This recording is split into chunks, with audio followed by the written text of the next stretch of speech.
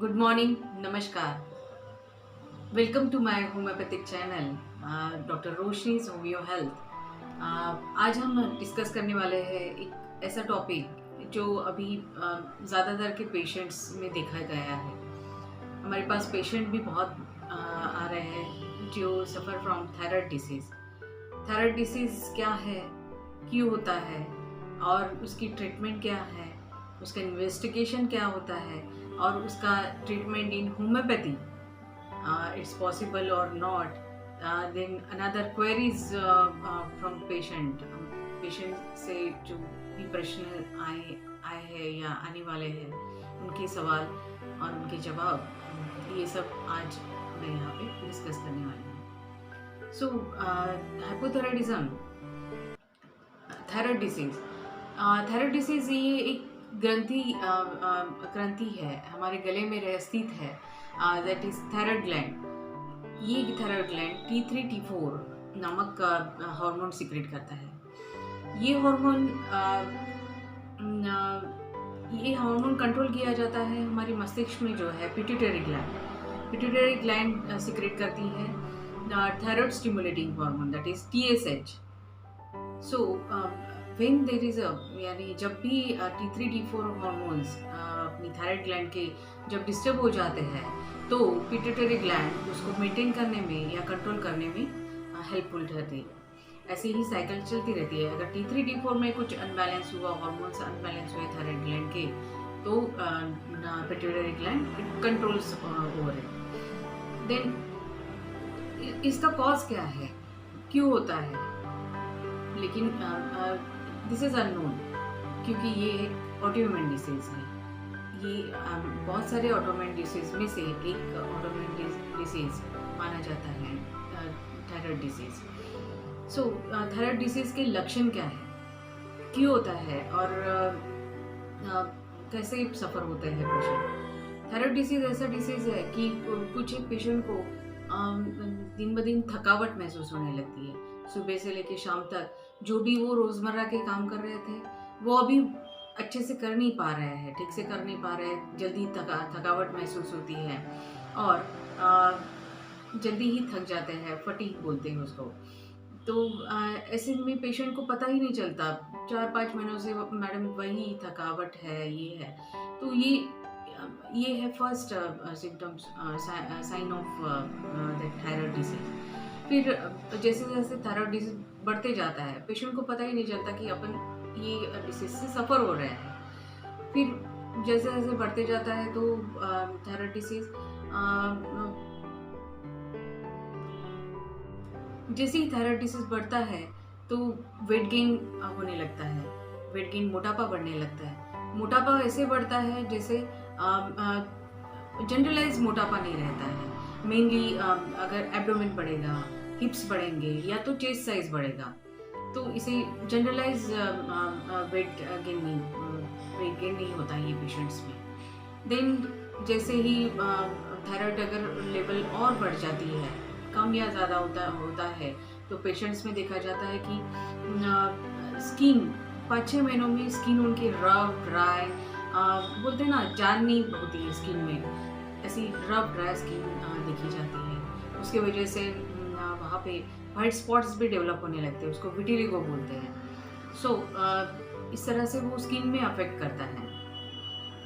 Then कुछ एक patient को बहुत खांसी रहती है, इतनी खांसी रहती है कि 4-5 महीने हो गए कंटिन्यू खांसी ही खांसी चल रही है, लेकिन उसका कुछ निदान नहीं हो रहा है। पेशेंट को पता ही नहीं चलता कि हम सफ़र हो रहे हैं, थायराइड डिसीज से सफ़र हो सकते हैं, ये पता ही नहीं चलता।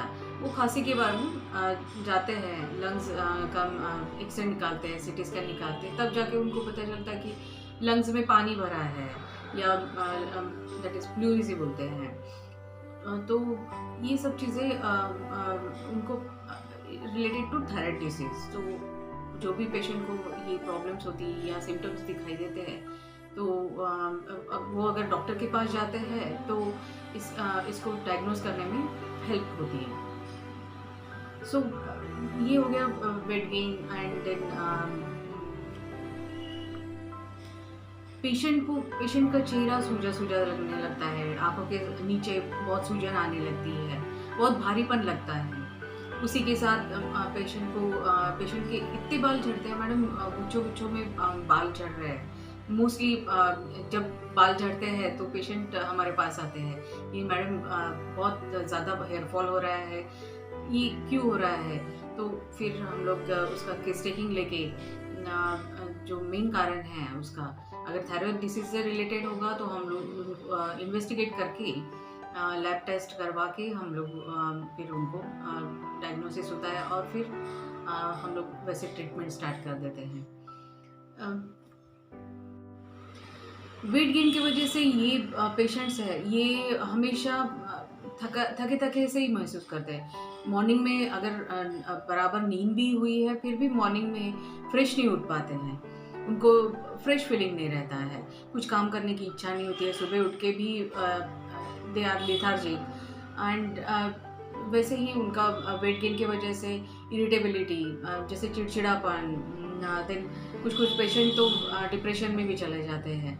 तो उनको ब्रीथलेसनेस होना या ब्रैडिकार्डिया होना, तो ये तो विद थायराइड डिसीज़ हम लोग कार्डियक प्रॉब्लम्स भी डेवलप हो सकते हैं आगे चल के।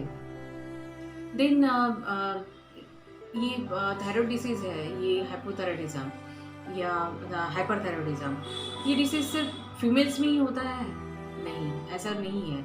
अभी तो ये सभी एज ग्रुप में पाया जा रहा है। मोस्टली टीनेजर्स में बहुत प्रॉब्लमेटिक हो रहा है। देन प्रेग्नेंट लेडीज़ में, अगर pregnant lady with thyroid disease हो तो जो बच्चा पैदा होता है वो थायराइड डिसीज़ मतिमंद बच्चा होता है, उसको कुछ समझ में ही नहीं आता। कितना भी उसको थायराइड की गोलियाँ दे दो या आयोडीन डिफिशियंसी उसकी क्लियर करो, फिर भी वो बच्चा ठीक नहीं हो पाता है। देन कुछ 20% ऑफ केसेस मेल्स में भी देखे जाते हैं, पुरुषों में भी देखे जाते हैं कि वो उनका मोस्टली तो वेट गेन होना, थकावट महसूस होना, ये तो प्राइमरी सिम्टम्स दिखाई देते हैं।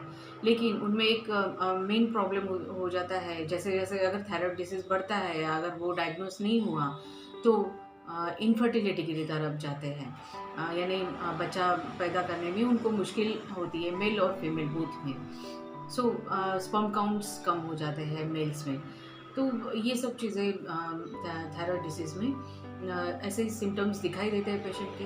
अगर पेशेंट हमारे पास कुछ एक सिम्टम्स पहले ही आ जाता है, जब माइल्ड सिम्टम्स रहते हैं, तो definitely we treat that patient of thyroid with our homeopathic treatment very fastly. Within 2 to 3 months, we get the result in patients most of the time. Due to weight gain or due to weakness, patient feel anemic, anaemia हो जाता है, haemoglobin level उनका कम होना, patient वैसे ही weakness feel करता है। Then Patients suffering from thyroid disease also develop edema. मुंह तो सूजा रहता ही है, आंखों के नीचे भी सूजन आती है, वैसे पैरों पे भी सूजन आती है। ये पैरों की सूजन जो है वो मोस्टली जब चेक करते हैं, अगर उंगली से दबाओ तो वहाँ पे गड्ढा नहीं गिरता है, उसको पिटिंग एडिमा नहीं रहता है। थायराइड डिसीज में पिटिंग एडिमा नहीं रहता है। और अगर लीवर फेलियर है या किडनी फेलियर है या तो कार्डियक डिसीज से अगर पेशेंट सफ़र होता है तो उसका जो पैर का सूजन है, अगर उसको चेक करे या दबाए तो वहाँ पे पिटिंग होता है। इसलिए थायराइड डिसीज में नो पिटिंग एडिमा। सो अभी इन्वेस्टिगेट कैसे करते हैं इसको? इन्वेस्टिगेट करना है तो we suggest the blood test. Blood test से हमको T3 T4 level and TSH level पता चल जाते हैं और जल्द से जल्द डायग्नोसिस हो जाता है। अगर T3 T4 लेवल लो है और TSH लेवल हाई है तो ही और she is suffering from hypothyroidism, ये डायग्नोस हो जाता है। देन ट्रीटमेंट के बारे में बात करते हैं। ट्रीटमेंट है होम्योपैथिक ट्रीटमेंट से most of the time patient हमारे पास आता है जो मॉडर्न मेडिसिन ले रहा है और ही और she is suffering from hypothyroidism. Medicine ले रहे हैं मैम, फिर भी वीकनेस है, नॉशेटिंग फीलिंग हो रहा है, देन हेडेक हो रहा है, या एब्डोमिनल बोवेल हैबिट्स नहीं है बराबर, तो ये सब माइल्ड सिम्टम्स लेके हमारे पास आते हैं पेशेंट। फिर भी थायराइड लेवल भी उनका नॉर्मल रहता है, but there is some side effects of modern medicine, uh, due to that they feel like that symptoms. So we prescribe them homeopathic medicines. Homeopathic medicines are very safe to take, so there is no side effects on your body. uh, Definitely we treat the thyroid disease within 2 to 3 months. It's now the queries from the patient, यानी patient आते हैं या हमें calls आते हैं, तो वो पूछते हैं कि क्या मैम हम लोग ओनली डाइट कंट्रोल से इस थायराइड डिसीज को कंट्रोल कर सकते हैं? So my answer is that no, without medicine जो अनकंट्रोल हुआ है आपका थायराइड लेवल, वो मेडिसिन से ही कंट्रोल किया जा सकता है with the balance diet. I suggest every patient to for thyroid disease the homeopathic treatment, homeopathic medicines, and with the balanced diet. When patient come to our clinic, we are taking the case taking of that patient. Patient की case taking ली जाती है. उसमें हम लोग physical, मेंटल्स, वो किस अवस्था से गुजर रहा है, मानसिक स्थिति क्या है उसकी उस दरमियान, क्योंकि बहुत सारे पेशेंट थायराइड डिसीज में डिप्रेशन में चले जाते हैं, कोई चिड़चिड़ाहट को लेके परेशान होता है. तो पेशेंट पूछते हैं कि अगर इमोशनल लेवल्स अफेक्ट करता है थायराइड डिसीज को. हाँ, यस, इमोशनल लेवल बहुत हद तक थायराइड डिसीज को कंट्रोल या बैलेंस करने में कारक होता है. कि हम लोग इमोशनल लेवल्स, क्योंकि मूड स्विंग्स हो जाते हैं, मूड फ्लक्चुएट हो जाता है थायराइड डिसीज में, तो इसको मेंटेन करने के लिए क्योंकि होम्योपैथी में हम लोग ट्रीट करते हैं as a whole person, not the disease. So person को ट्रीट करो तो थायराइड लेवल भी. When patient comes to us with the symptoms, that is irritability, then चिड़चिड़ापन होना, पल्स रेट कम हो जाना और डिप्रेशन में चले जाना, तो ऐसे वक्त हम लोग उसका केस टेकिंग लेते हैं. केस टेकिंग लेके हम लोग उसके फिजिकल, मेंटल सब वो किस अवस्था से गुजर रहा है वो लेना ज़रूरी होता है. क्योंकि थायराइड डिसीज में मूड स्विंग्स होते हैं. It affects emotional level. Emotions are very affected in thyroid disease. So we are taking the whole person's case, from physical to mental. So and that way we are treating the patients with the homeopathic medicines. So there are some homeopathic medicines which are यानी ऐसी homeopathic medicine है कि जिससे हम लोग जल्द से जल्द ये पेशेंट्स को ठीक कर सकते हैं.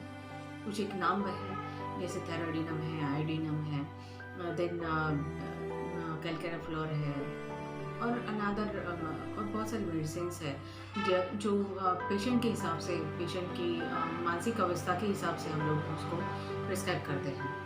So with in 2 to 3 months or 4 to 5 months patient getting lower level of thyroid और थायराइड मेंटेन हो जाता है.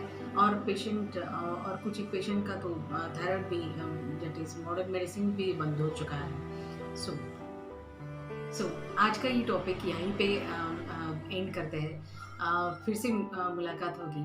आपके अगर कुछ क्वेश्चंस है, क्वेरीज है, या आप मुझे डायरेक्टली कॉल कर सकते हैं या मुझे व्हाट्सअप कर सकते हैं नीचे दिए नंबर और व्हाट्सअप नंबर पे.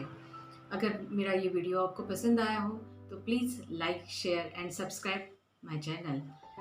Till then, good bye.